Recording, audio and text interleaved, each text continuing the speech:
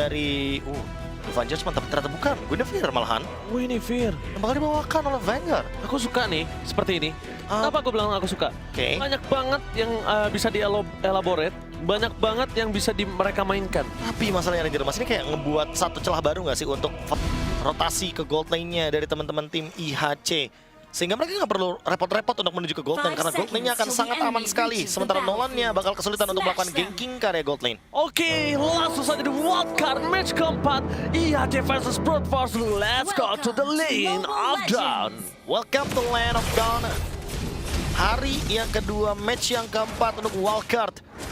Menentukan sekali tentunya untuk nasib dari Homeboyz juga dengan pertandingan kali ini. Mengingat Homeboyz sudah memenangkan pertandingan yang cukup penting. Menang melawan IHC Esports. Menang juga melawan Train to Kill. Sehingga ini akan membuat kalau seandainya Brute Force memenangkan game kali ini, mereka akan menghentikan bagaimana dominasi dari Homeboyz dan menantikan nanti di match yang ke-6. Oke, apakah di depan sana akan ada first blood di tangan dari seorang Ethan, tapi lihat Zaura dengan the power of Likan Pounce berhasil mendapatkan first blood. Lihat Serigala berbulu domba, kali ini berhasil mendapatkan first blood dan bahkan dia bisa melakukan rotasi lebih cepat ke bottom lane. Rumus dari Guinevere sebagai roamer biasanya mereka baru show up atau baru muncul Ketika level 2. ketika level 2, tapi Vanguard di level yang pertama dia udah show up, dia udah muncul di bagian mid lane dan itu yang membuat pemicu team fight untuk IHC Esports mereka lebih percaya diri untuk maju ke depan. Dan Forbid kayaknya harus lebih berhati-hati karena ingat, Forbid adalah target utama dari teman-teman Brute Force. Sebagai Nolan tentunya Mashiro matanya akan selalu menuju tentunya ke Forbid karena Forbid itu yang paling bisa menumbangkan either itu Black March atau bahkan mungkin Mashiro. Dan nggak ada lagi target utama mereka untuk mengejar ke arah Roger, itu masih akan terlalu jauh. Dan lihat di sini Zaura memaksa menuju ke seorang Cottage, tapi ya kayaknya tidak terlalu wise karena melihat adanya masih standby position menuju ke arah Turtle adalah jawaban yang utama. Nah, perbedaan menuju ke arah Barats mungkin tidak bisa melakukan zoning out seperti Terisla, tapi Barats bisa menghentikan the power of retribution, Profesor. Ya, setuju. Di sini mungkin Marbon harus targetin ke arah Zexaura langsung aja karena lagi-lagi ya kalau kita ngomongin perbedaan penalty zone dari Aizen dan juga Marbon, ya Marbon cuma satu target gitu loh. Sementara Aizen dia bisa 5-5-nya. Even Black March dengan Purify itu bisa ke-trigger di sana. Alright, kita akan melihat di mana Turtle tidak terlalu menjadi prioritas untuk sosok Zaura. ZX Zaura dia lebih memilih menuju ke arah purple supaya di saat team fight nanti dia akan lebih sustain. Level 4 belum ada di tangan dari seorang Ethan. Dapatnya Marbon standby on position. Dan Aizen harus siapin, body block harus disiapkan untuk karena kalau tidak dia bisa masuk dengan Detona dan itu dia. Detonanya berhasil berhentikan pergerakannya dan power retribution berhasil mendapatkan satu pemain kill juga. Marbon menjadi korban kill kedua. Momen yang tepat didapatkan oleh seorang Zaura dan bahkan thanks to Forbid berhasil menyelamatkan IHC Esports dari kehilangan Turtle. Sabar adalah kunci dari IHC Esports. Mereka menunggu Ethan untuk mendapatkan level yang keempat. Ultimate yang cukup bagus dan Ethan dia langsung benar-benar mengeksekusi dengan Minion dan Fury dan itu belum dipadukan loh kombonya dengan Forbid. Karena terbukti dengan adanya Aizen yang menjadi jangkar utama dan Zexaura juga yang melakukan eksekusi yang manis. Karena semuanya sekarang tapi team fight dilanjutkan di area battle walaupun minim damage. Forbid hampir saja dikenal tapi Fender Strike berhasil menyelamatkan dirinya. Dengan adanya gocekan sedikit, hampir saja satu Fender Strike berhasil mendapatkan nyawa dari Forbid. Tapi yang lebih beruntung adalah di mana Black March. Kali ini Black March tidak berhasil mengenai dengan sosok tombak yang dia miliki. Ya, Spear of Destruction yang miss. Mungkin akan ada beda cerita ya kalau Forbid tadi kena Spear of Destruction. Lagi-lagi thanks karena tiba-tiba Ethan juga hadir di sana untuk bisa menyelamatkan dengan ada motivation roar sedikit. Dan balik lagi menuju ke item Bebex. Dia sudah selesai dengan adanya War Axe. Begitu juga dengan adanya Zexaura dan team fight. Gak bakal dipicu karena itemnya masih belum cukup untuk bisa menumbangkan Ethan. Ethan kayaknya next itemnya bakal langsung menuju ke Flash of Dialysis. Apalagi dia melihat bahwa Mashiro memiliki build up damage yang sangat-sangat cepat. Apalagi kayaknya dia bakal menuju langsung ke Hunter Strike. Jadi dengan penetration yang tinggi, otomatis mereka memilih untuk langsung heal up cover dengan adanya Flask of the Oasis. Mereka ingin bermain berlima atau berempat. Oke, tapi lihat menuju ke Kochi dengan flicker yang memiliki para pasukan dari tim Brute Force. Mereka membalaskan keadaannya. Forbid masih terlalu jauh untuk bisa ditumbangkan. Tapi Fangor, ini adalah satu sosok yang bisa memakan dari seorang Forbid. Zaura jadi pilihan utama. Lihat dengan Special Migration dan Fast Requiem tidak memberikan impact yang sangat bagus karena di arah belakang. Skill damage ditutup oleh seorang Zaura. Berhasil mendapatkan Forbid, tapi tidak untuk Mashiro standby on position. Mereka akan dengan penalty zone yang tidak bisa dihindari oleh sosok seorang Mashiro. Dengan power of retribution membuat IHC Esports berhasil mendapatkan turtle keduanya. For sure. Ya, squad-squadnya Nolan, sepower-powernya Nolan, setinggi penetration apapun dari Nolan. Dia akan tetap kesulitan ketemu sama fighter-fighter, dan Roger kali ini ada sebuah penculikan tapi Marbon sendirian. Oh, Marbon bakal coba dipasang ke penalti zone kembali. Terlihat Saura kali ini dengan powernya.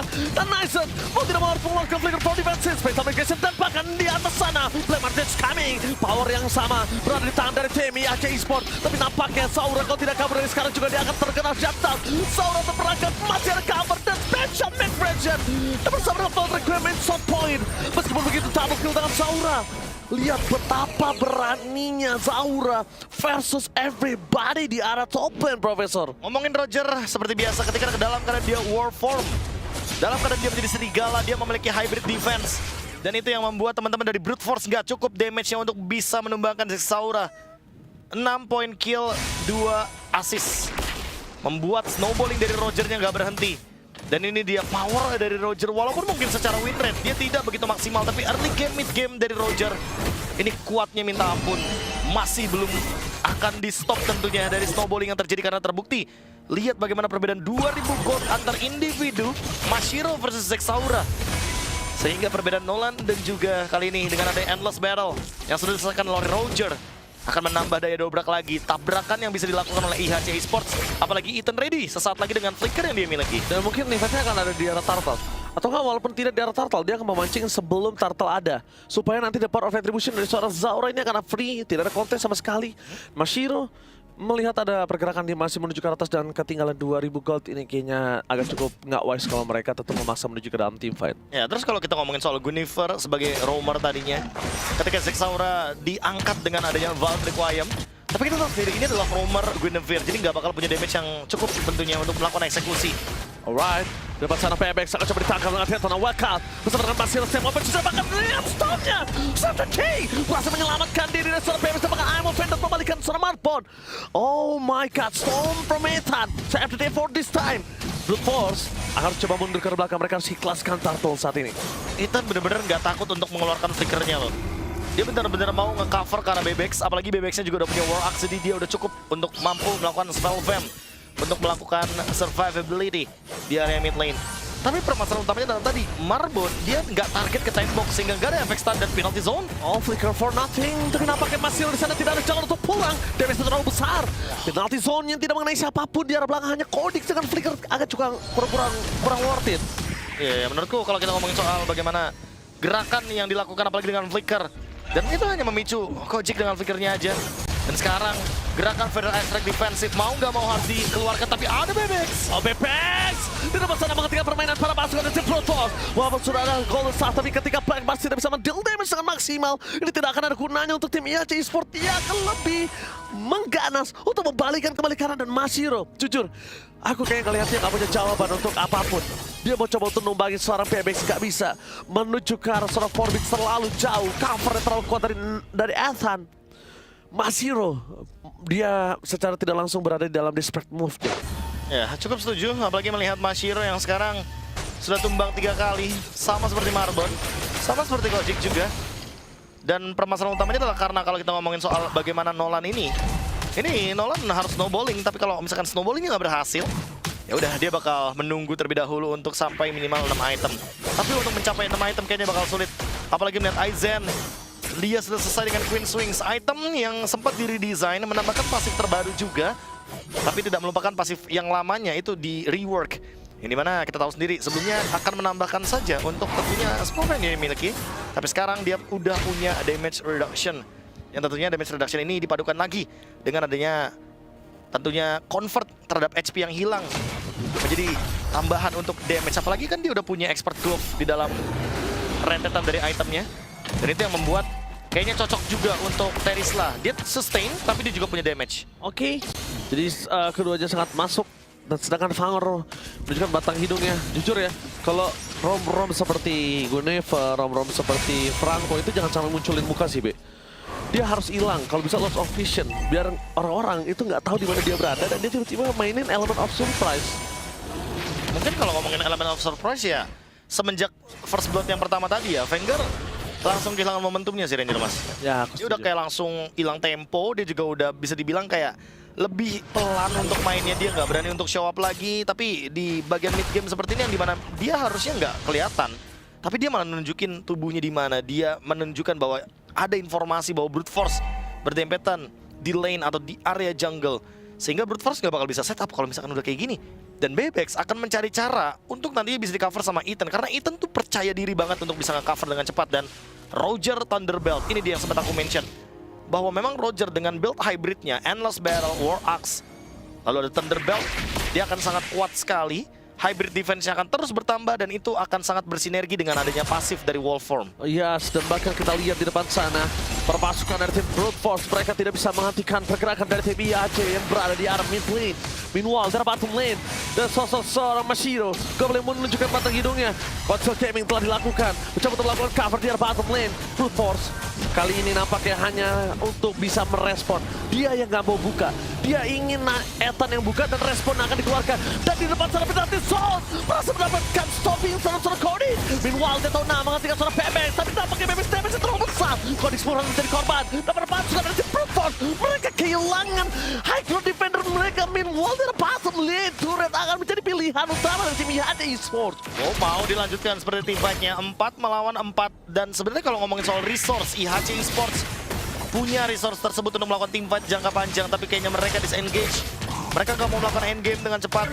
Mereka memilih untuk reset terlebih dahulu, menantikan bagaimana Lord yang akan muncul atau melakukan pick off di area jungle. Untuk lebih pastinya, for sure nantinya point kill akan menjadi daya dobrak dan objektif juga untuk mereka bisa melakukan endgame. Lihat di sini, gold difference yang terlalu jauh, Profesor. 10.000 gold. Dan kemungkinan besar, di Lord yang kedua, ini tidak bisa mereka kontes. Sekalipun bisa mereka kontes dan mereka berhasil mendapatkan retribution-nya, gimana caranya Mashiro dapetin level yang sama? The Bebex decides to be a pro when he was the first to top of the leaderboard in Mongolia. Ya, dia jadi top global, baru habis itu dia jadi atau mendecide untuk jadi pro players. Dari Great Dragon Spear, Sexaura. Misalkan hal tersebut, tapi ngomongin Bebex, dia udah muncul pertama kalinya tentu dengan Brody, sangat identik sekali dengan hero tersebut, tapi sekarang dia udah mulai shifting menuju ke area dari Fighter Fire Gold Lane untuk memenangkan pressure matchup early game. Dan tentunya dengan item yang begitu sangat menyakitkan, Hunter Strike, Malefic Roar. Bahkan next itemnya kalau misalkan menuju ke Immortal, Bebex bakal mampu untuk mengeksekusi teman-teman dari Brute Force dengan mudah. Apalagi kalau ngomongin soal hybrid defense, nggak semuanya punya hybrid defense, nggak semuanya punya physical defense juga. Dan kalau ngomongin Mashiro, dia nggak bakal dengan bebas bisa melakukan gerakan yang dia inginkan. Terutama kalau kita mengetahui bahwa memang Nolan sulit untuk bertemu dengan Ruby. Oke, para pasukan dari tim Brute Force, mereka kayaknya tidak akan kenal kendor. Mereka coba untuk buying time untuk team fight supaya Moskov Federa top lane akan memiliki kesempatan, dan Fangor terdeteksi. Ketika Fangor terdeteksi akan coba dibalaskan karena Ethan depan Specification dan juga Blood Requiem berdasarkan Ethan. Walaupun masih ada freeze yang dikeluarkan oleh seorang Ethan. Meanwhile di sana Blackbot tertahan seorang diri, tidak ada jawaban untuk bisa menyelamatkan Blackbot. No cover, mereka kehilangan seorang Moskov pushing tombak mereka karena damage akan diberikan kecuali dengan Parsia. Profesor KB, ini bencana. Bencana karena memang bisa di endgame, apalagi pertandingannya 5 lawan 4 dan belum ada balik march, jadi gak bakal ada yang bisa melakukan serangan ke area Lord. Oke, tidak ada serangan menuju ke Lord dengan DPS Parsekan. Meanwhile dari depan sana ada sosok seorang Manggol akan coba ditangkap dengan Likan Paul. Hilang itu saja pada saat Tika bersama dengan Bin Lanson. Dapatkan ini bencana. IAC Esports take the game. Brute Force kembali dihancurkan, dilululantakan, dan kemungkinan besar Hot Boys become a champion group. Ya,